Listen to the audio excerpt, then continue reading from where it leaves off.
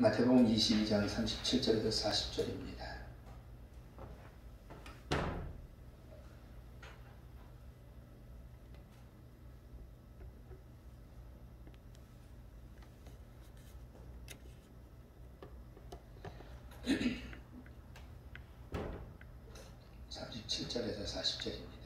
한 절씩 교독하십니다. 예수께서 이르시되 네 마음을 다하고 목숨을 다하고 뜻을 다하여 주 너희 하나님을 사랑하라 하셨으니 둘째도 그와 같으니 네 이웃을 네 몸과 같이 사랑하라 하셨으니 아멘. 기도합니다. 하나님 감사합니다. 말씀 나눌 수 있도록 은혜 주시고 이 말씀의 아버지 따라 살 수 있는 그런 시간을 허락하셔서 감사를 드립니다. 생명의 말씀의 시간, 은혜의 시간 되도록 주여 도와주시옵소서. 예수 그리스도의 이름으로 기원하옵나이다. 아멘. 주님의 은혜가 여러분들 가운데 넘치시기를 축원합니다. 이제는 지민이가 커가지고 제가 장난을 넣으면 제 나름대로 신들대요. 왜 웃기냐 이거지. 그래서 또 우리 딸들도 그래요. 아빠 이제는 지민이가 애가 아니야. 응? 다 컸는데 뭘 이 장난을 놀려고 그러더라고. 이런 질문을 많이 하잖아요. 어른들이. 아빠가 좋냐 엄마가 좋냐 이러잖아요. 지금은 똑똑하니까 어때 애들이 다 눈치 봐가지고 둘 다 좋아 그러잖아요. 민망하니까. 바로 본문이 그런 얘기예요. 본문이 어떤 얘기냐면 한 율법사가 성경을 연구하는 율법사가 있었어요. 근데 예수라는 사람이 어떻게 보면 예수는 목사로 택함 받은 게 아니에요. 오늘날로 말하면 자기 혼자 하나님의 아들이라고 확신하니까 하나님의 아들이니까 복음을 전하러 다닐 뿐이었지 실질적으로 예수는 성직자가 아니었어요. 그 시대에. 그런데 워낙 능력이 막 일어나니까 워낙 예수님의 사역이 활발하니까 사람들도 다 따라가는 거죠. 근데 어떤 그 목사 하나가 지금으로 말하면 율법사 하나가 뭐라 그러냐면 주님한테 탁 질문을 하는 거예요. 엄마가 좋냐 아빠가 좋냐 같은 질문이죠. 뭐라 그래요? 선생님 율법 계명 중에서 어느 게 가장 크나이까? 라고 묻는 거죠. 이게 꼬투리 빠뜨리려는 거죠. 지민이 엄마가 좋아 아빠가 좋아 그러면 엄마 그러면 옆에 있는 아빠 아 이건 아닌데 이랬다가 아빠 그랬다가 또 그것도 아니잖아요. 요즘 엄마하고 집에서 놀 텐데. 그러니까 그렇게 난간에 빠뜨리려고 율법사가 뭐를 하는 거예요? 질문을 하는 거죠. 성경책을 볼 때는 율법이 613가지입니다. 하라 하지 마라 이런 율법이. 그 중에 248개는 좀 안 해도 돼. 그렇게 큰 게 아니에요. 반면에 365개는 굉장히 중요해요. 이건 지키라고 말하는 거거든요. 유대인들의 구분입니다. 이거. 제 기준이 아니라. 근데 유대인들은 자기네들 스스로가 우리가 이걸 어떻게 다 지켜 사람인데 그래서 지킬 수 없다고 여겼기 때문에 그 중에서 248개는 정확하게 우리가 지키자라고 얘기를 하는 거죠. 근데 율법사가 한때 존재했던 율법 중에서 한 개를 딱 잡아서 어느 게 가장 지켜야 하겠습니까? 248개는 다 지키라는 식으로 말씀을 하는 건데 냉랭하잖아요. 그럼 다른 건 뭐냐? 이런 식이 되는 거죠. 어떻게 나올까 예수가? 이에 대해서 예수님은 오늘 본문에 분명하게 말씀을 하고 있죠. 뭐라 그래요? 내 마음을 다하고 목숨을 다하고 뜻을 다하고 주 너희 하나님을 사랑하라 하셨으니 이것이 뭐다? 첫째 되는 계명이고 금메달 계명이죠. 어떻게 보면 1등이니까. 둘째도 그와 같으니 내 이웃을 내 몸과 같이 사랑하라. 이 두 계명이 온 율법과 선지자의 강령이니라 라고 얘기를 했어요.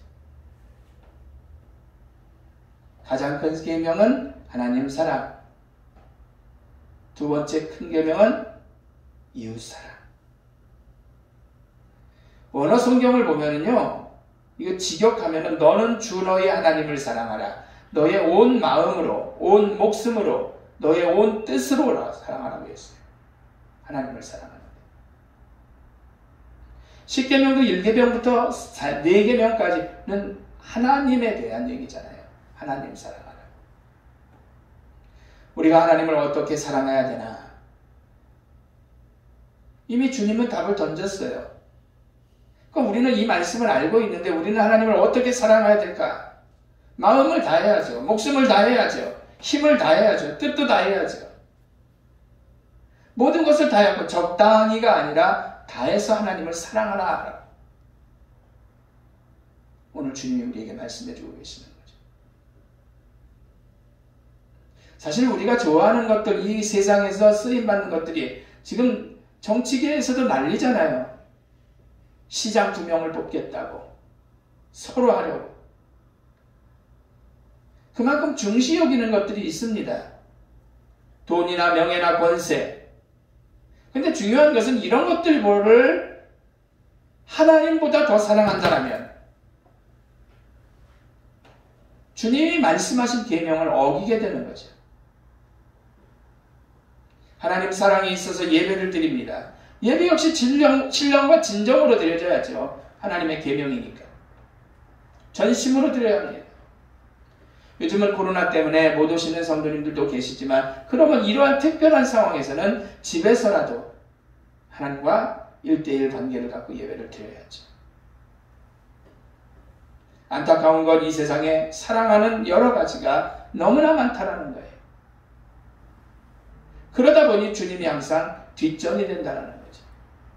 분명히 성경은 힘을 다하고 뜻을 다하고 목숨을 다해서 하나님을 사랑하라고 했는데 우린 다른 거 별것도 아닌 것 가지고 너무나 사랑해서 그것에 빠져 산다는 거죠. 여러분 아브라함을 보시기 바라요. 창세기 22장에 보면은 100세 얻은 독생자 아들을 하나님이 바쳐라 라고 시험하는데도 그대로 수행했잖아요.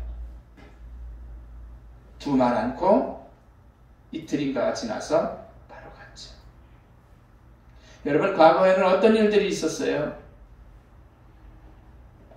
성전 건축한다 하면 정말 집을 팔아서 헌금을 하는 사람들이 있었습니다. 요즘은 그렇지를 못해요. 하지만 그러한 일들이 불과 사실 한 40년 전에 있었던 일이거든요. 하나님을 사랑하니까 목숨보다 더 사랑해야 되니까 까짓것 집이 아무것도 아니었던 거죠. 하나님 사랑하시기에 최선을 다했던 분들이죠. 주 너의 하나님을 사랑하라. 너의 온 마음으로, 너의 온 목숨으로, 너의 온 뜻으로 하나님을 사랑하라 라고 얘기하는 거죠. 모든 거 다해서 사랑하라는 거예요. 사실 주님은 많이 찾으며 우리가 이러잖아요. 주님은 그냥 주여, 아유 주여 하고 교회 가서 기도하고 은혜 받고 성령 감동 받으니까 그러면 내가 주님을 위해서 최선을 다하는 거 아니냐, 1계명을 잘 지키는 거 아니냐, 첫 번째를 지키는 것 아니냐. 그런다고 지켜지는 게 아니에요. 정말 하나님만이 나의 구세주다. 그분이 나를 위해서, 그분을 위해서라면 내가 목숨도 내어버릴 수 있다. 그분이 나를 부르면 만사를 뒤로 하고 그분이 원하시는 일에 최선을 다할 수 있다라는 이런 마음가짐의 모습이 있다라면 1계명을 까딱없이 지키는 거죠.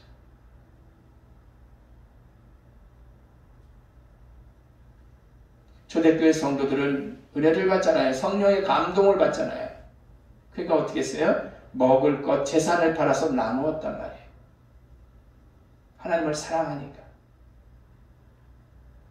이런 마음으로 작은 것이라도 실천함이 금메달적인 믿음이죠. 첫 번째 믿음이라는 소리예요. 이 세상의 분란은 결국 사람들 사이에서 벌어집니다. 사람들이 모이면 욕심이 있고 다투고 싸움도 하죠. 두 번째로 우리가 생각해 볼 것은 은메달 계명이에요. 두 번째 계명, 내 이웃을 내 몸과 같이 사랑하라 라고 하죠. 쉬워요? 진짜 어렵죠. 예? 배기 싫은 사람은 어떻게 사랑합니까?